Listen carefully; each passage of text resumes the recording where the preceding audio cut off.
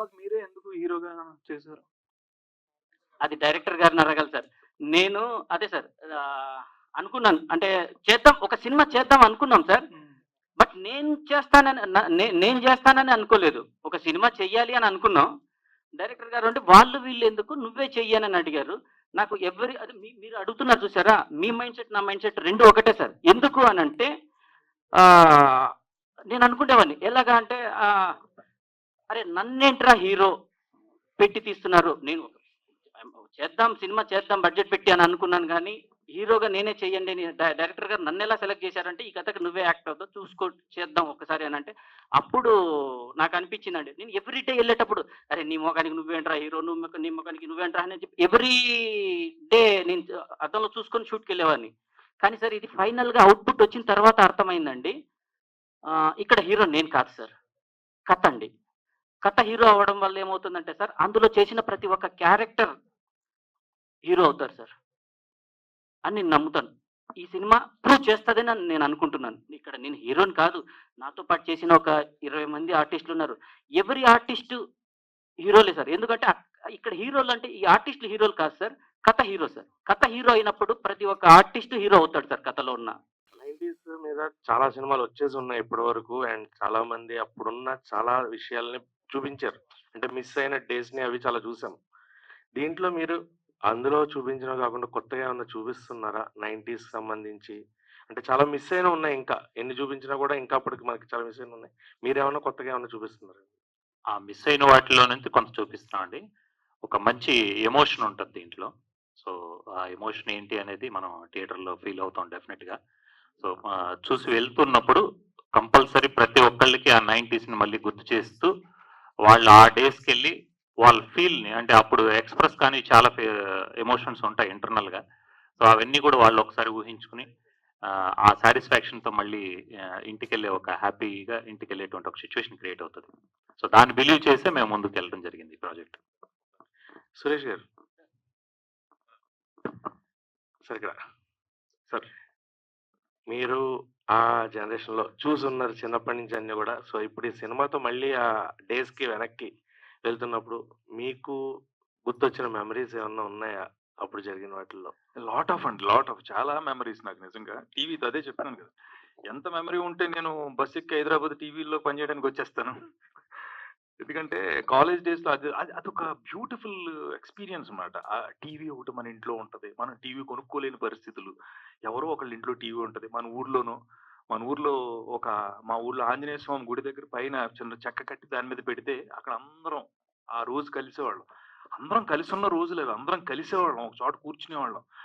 ఏమంటారు, అమ్మ ఇచ్చిన జంతికలు తింటా, నాన్న ఏదో మాట్లాడుతూ ఉంటే చెప్తా, అమ్మ మీద కథలు చెప్తూ ఉంటే, చిత్రలహరి టైంకి అందరం ఒక చోట ఉండేవాళ్ళు. ఇప్పుడు ఎక్కడ ఉన్నాం, అందరం ఇలా ఉంటున్నాం, అంతే కదా. నిజంగా చాలా ఎక్స్పీరియన్స్. నేను నిజంగా అందుకే నచ్చింది అంటున్నా అండి. క్యారెక్టర్లో నేను ఆ వేషం చెప్పగానే తను చాలా హ్యాపీ ఫీల్ అయినా, అబ్బా నాకు గొప్ప అవకాశం ఇచ్చాడు, చాలా మంచి వేషం, ఇంకేం వద్దండి రెమ్యునరేషన్స్ ఇవి కాదు, మీరు ఎలా అంటే అలా చేద్దాం, ఈ వేషం నేను చెయ్యాలి, మెమరబుల్గా ఉంటుంది, గుర్తుండిపోతుందనే నిజంగా చేశాను. ఎక్కడో పశ్చిమ గోదావరి జిల్లా పాలకొల్లు పక్కన ఉన్న చిన్న పల్లెటూరులో పుట్టి అక్కడే టీవీల మధ్యన పెరిగి అలా భీమవరం వచ్చి హైదరాబాద్ వచ్చి ఈ జర్నీ అంతా నాకు వెరీ గుడ్ ఎక్స్పీరియన్స్ విత్. నాకు టీవీతో ఉన్న జర్నీ చాలా ఎక్కువ అండి. ఇవాళ నన్ను మీరు అందరూ జెమినీ సురేష్ అంటున్నారంటే అది మీరు పిలిచిందే నాకు పిలిపోయింది. Still I'm working in Gemini. నా గొంతు మీరు వింటున్నారు, అదంతా టీవీలోనే కదా. టీవీ మన మనసు పెట్టి చూసిన రోజులు అవి. తర్వాత ఇవన్నీ వచ్చినాయి కాబట్టి నాకు చాలా చాలా ఎక్స్పీరియన్స్లు. నేను చెప్పాను కదండి ఇందాక, సునీల్, నేను, త్రివిక్రమ్ గారు, మేము అందరూ ఒకే చోట ఉంటున్నప్పుడు ఎవరో ఒకళ్ళు ఇంట్లో టీవీ ఉంటే గబగబా ఫోన్ చేసి పరిగెత్తుకుంటే ఇలా టీవీలు చూసి చిత్రలహరిలు చూసి, ఫస్ట్ సినిమా కూడా నాగేశ్వరరావు గారు ఏదో ఫస్ట్ టెలికాస్ట్, ఫస్ట్ టైం టీవీలో సినిమా వస్తుందంట. అన్ని గొప్ప ఎక్స్పీరియన్స్ ఉంది. Thank you so much sir. Heroine గారు చెప్పండి. హలో అండి, this is Chandu, anchor from filmy looks. So first of all me screen presence చాలా బాగుంది.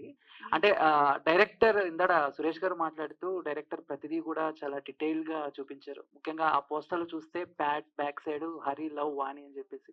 సో 90s ఆ టైంలో కూడా చాలా మంది కొంచెం బుక్స్ మీద ప్యాడ్స్ మీద అలాగే రాసుకునే వాళ్ళు అనమాట. సో మీ ఎక్స్పీరియన్స్ ఏంటి మూవీ గురించి? Hari love Vani, it's a cute love story. అంటే ప్రతి లవ్ స్టోరీ కూడా అందరికీ అంటే మా లవ్ స్టోరీ మాకు క్యూట్ గానే ఐ మీన్ సినిమాలో క్యూట్ గానే ఉంటుంది. బట్ నాకైతే ఇది రెగ్యులర్ స్టోరీ కాదు. అండ్ నన్ను నేను రెగ్యులర్ వేలో అలా ఈ కాలంలో ఎవరు లంగా ఓణీలేసుకొని అలా ఎవరం లేము. అంటే నేను పుట్టిన దగ్గర నుంచి ఆ ట్రెండ్ లేదు. బట్ నాకు నేనే చాలా కొత్తగా నాకు చాలా పర్సనల్లీ ఇష్టం వాణి క్యారెక్టర్. నేను మళ్ళీ మళ్ళీ అలాంటి క్యారెక్టర్ నాకు వస్తుందో లేదో తెలీదు. అండ్ కెమిస్ట్రీ అంతా అయితే మీరు ఆన్ స్క్రీనే చూడాలి. ఆ లవ్ గాని and it's a pure love story. Like చూడగానే కాదు, కొన్ని సంవత్సరాల నుంచి ఆ బాండ్ క్రియేట్ అయ్యి అట్ ద సేమ్ టైం ఒకళ్ళనొకళ్ళు చూసుకోవాలి అనేది కూడా వెయిట్ చేసి చూసుకోవాలి. ఆ చిత్రలహరి ఆ టైంలోనే అందరూ గ్యాదర్ అయిన టైంలోనే నేను తనని కలవగలుగుతాను తప్పితే ఇప్పటిలాగా హే బేబ్ వాట్సాప్ ఎక్కడున్నావు అని అడిగే సిచ్యువేషన్ లేదు కదా అప్పుడు. సో దట్స్ హౌ ఈ beautiful love story journey start అయింది. ఓకే. అంటే ఇందాక సురేష్ గారు చెప్పినట్టు 90s లో కొన్ని ఇన్సిడెంట్స్ చెప్పారు ఆయన. సో అలా మీకేమన్నా ఉందా? పుట్టకపోయినా సార్ మేము అప్పుడు పుట్టలేదు సార్. బట్ ఎండింగ్ వచ్చేసరికి ఏదో ఒక ఉంటది కదా మాకు లింక్. నాకు ఆన్ స్క్రీన్ అయితే బాగా తెలిసింది చిత్రలహరి. ఆ టైంలో పాటలు వచ్చాయని చెప్పేసి డైరెక్టర్ గారు స్టోరీ త్రూనే నాకు తెలిసింది. అప్పుడు ఆ టైంలో సారీ నాకు అన్ఫార్చునేట్లీ తెలియలేదు. చాలా మంది సినిమాతో వయసు విషయంలో వెనకబడిపోయేలా ఉన్నారు, భయపడుతున్నారు అని అలా నాకు తెలియదండి. మీరు ఒకరు అందరూ మీ అంత ఓపెన్ గా ఉంటారు కదా సార్ సురేష్ గారు. Director sir, first of all thank you so much sir. ఇప్పుడున్న డిజిటల్ అండ్ ఆన్లైన్ లవ్ మేము అందరం చూస్తుంటాం. ఒక ఫేస్బుక్, వాట్సాప్లో మెసేజెస్ చేసుకొని మహా అంటే హార్డ్లీ ఒక 2 months 3 months రిలేషన్ బ్రేకప్ చేసుకుంటాం. బట్ దూరదర్శన్ అప్పటి కాలంలో లవ్ స్టోరీస్ చాలా ఇయర్స్ నచ్చేది. సో మీ ఇద్దరిని కలిపింది ఎక్కడ సార్? డైరెక్టర్ గారిని at the same time hero గారిని. ఒక కామన్ ఫ్రెండ్ ద్వారా మేము మీట్ అవ్వడం జరిగింది. సో దాని తర్వాత మమ్మల్ని ఇద్దరిని ఇంత బాండ్ చేసింది కూడా దూరదర్శనే. అంటే ఈ ప్రాజెక్టే మేము కలిసి ట్రావెల్ అవడానికి మెయిన్ ఇదన్నమాట. ఎస్. అండ్ నాకు అంటే చిన్నప్పుడు ఒక వర్స్ట్ థింగ్ ఉండేది నాకు ఆలోచన. టీవీ చూస్తున్నప్పుడు బ్యాక్గ్రౌండ్ వెనకాల ఎవరైనా పరిగెడుతున్నారా చూస్తున్నారా అని ఒక సిల్లీ మైండ్ సెట్తోనే ఉండేవాడిని. అంటే టీవీ నడుస్తుంటది కదా, వెనక ఎన్టీఆర్ గారు ఉన్నారేమో, వెనక ఏఎన్ఆర్ గారు ఉన్నారేమో అని. సో మీకు అలా ఎవరికైనా ఉందా అట్లా? టీవీలో లేదు కానీ రేడియోలో ఉండేదాన్ని. తిరుగుతుంది ఎలా తిప్పుతాం కదా, మల్ఫీ రేడియో. అవును. అందులో ఒక ముళ్ళలా నడిచేది కదా, అవును. ఒక్కొక్క స్టేషన్ ఒక్కొక్కటి అలా వచ్చేది కదా. ఆ లోపల చూసేవాడిని, ఎవడో మాట్లాడుతున్నాడు కూర్చుని పెట్టేసుకున్నాను. Yes. నాకు అంటే డైరెక్ట్ గా ఈ మనుషులు ఉంటారా ఇప్పుడు ఈ సినిమాలో ఈయన చూసాం, ఈయన హీరో, ఈయన చనిపోయారు కదా, మళ్ళీ ఎలా వచ్చాడు ఈయన, ఇంకొక సినిమాలో ఉన్నారు కదా. అది నాకు చిన్నప్పుడు చాలా వండర్ గా అనిపించేది. ఆల్మోస్ట్ ఈ సినిమాలో సంబంధించిన ప్రతి ఒక్కటి నాదే సార్. ఇందులో ఉన్న ప్రతి ఒక్క క్యారెక్టర్ కానీ ఇది అంతా ఏదో కల్పితంగా రాసింది అయితే కాదండి. Real incident. అంటే నాకు కాదండి, నేను చూసిన విన్నవన్నీ. మా నారాయణ రెడ్డి గారు ఉన్నారు కదండి, స్టోరీ కూడా మీదేనా అని చెప్పేసి టాక్ వచ్చింది. అంటే స్టోరీ అంటే నారాయణ రెడ్డి గారు అండి. స్టోరీ నాదే అంటే ఏంటంటే సార్, అంటే రియల్ లైఫ్ లో జరిగిందేమో అని. అచ్చా కాదు అలా అయింది సార్. Claim sir. కాదు సార్, అలా ఏం కాదు. కానీ చూశాను సార్. ఇప్పుడు టీవీ దగ్గర కూర్చొని, ఇప్పుడు ఇందాక లాస్ట్ షాట్ లో చూశారు మీరు, టీవీ దగ్గర అందరూ కూర్చొని ఉంటే వీళ్ళిద్దరు అనేది, ఇలాంటి కొన్ని ఉన్నాయి. బట్ బయట కాదు కానీ లోపల ఉన్నాయి. ఆ టీవీ చూస్తున్నప్పుడు వాళ్ళందరూ ఒక పక్కన. ఇప్పుడు ఇందులో ఒక డైలాగ్ కూడా ఉంది, చెప్పొచ్చా చెప్పకూడదు తెలియదు డైరెక్టర్ గారు. సార్ విత్ యువర్ పర్మిషన్ చెప్పచ్చు సార్, రివీల్ చేయొచ్చు. డైరెక్టర్ గారు చెప్తే చెప్పొచ్చండి. యాక్చువల్గా ఉన్నాడు సార్ బాలరాజు ఉన్నాడు సార్. బాలరాజు అండ్ భద్రం గారు ఉన్నారు కదా. భద్రం గారు, నేను టెన్షన్ పడుతుంటానండి ఈ అమ్మాయికి ఒక లవ్ లెటర్ ఇవ్వడానికి. అవును letter sir, not WhatsApp, not. Yeah. So అలా భయపడుతుంటే వీడు చెప్తాడు, ఎవరంటే భద్రం చెప్తాడు సార్. భద్రం, రే హరి ఇంకా ఎన్నాళ్ళరా అమ్మాయిని ఇలా చూస్తూ ఉంటావా, ఈసారైనా నువ్వు ప్రేమిస్తున్న విషయం చెప్పేరా అని అంటే, నాకు దడబొట్టి, రే లేదురా, ఎక్కడ కలవాలో ఎలా తెలియాలో తెలియటం లేదు. అరే ఇవాళ శుక్రవారం చిత్రలేఖ చూడడానికి టీవీ దగ్గరికి వాణి తప్పకుండా వస్తుంది, సరిగ్గా 7:10 కరెంట్ పోద్దిగా, ఆ టైంలో తన చేతిలో లవ్ లెటర్ పెట్టే అంతే అని అంటాడు సార్. అనగానే ఈ పక్కన ఫ్రెండ్ వండుకొని, అవునవును రోయ్, మొన్న వారం కూడా కరెంటు పోతే చీకట్లో రాధకు ముద్దు పెట్టేసానే అంటాడు సార్. కాదు ఈ పక్కన భద్రం, నీ అబ్బా పెట్టింది రాధకు కాదురా నాకు. నువ్వు ఇంకా రాధ నాకు ముద్దు పెట్టింది అనుకో, నేను ఎంతో సంబరపడిపోయా. పెట్టింది నువ్వరా ఎదవా, ఇంకొకసారి చిత్రలహర దగ్గరికి వచ్చి కనపడి నీ సంగతి చెప్తానని చెప్పేసి అన్నాడు. సారీ సార్, మొత్తం చెప్పేశాను. ఇలాంటి చాలా ఉన్నాయి సార్, ఇది ఒక్కటి కాదు. ఇలాంటి అంటే ఇది రియల్ గా జరిగినటి సార్. ఊర్లో నేను నా ఫ్రెండ్ ఉండేవాడు అలాగే, వాడేంటి ఒక అమ్మాయికి ముద్దు పెట్టాడు సార్ అలాగా.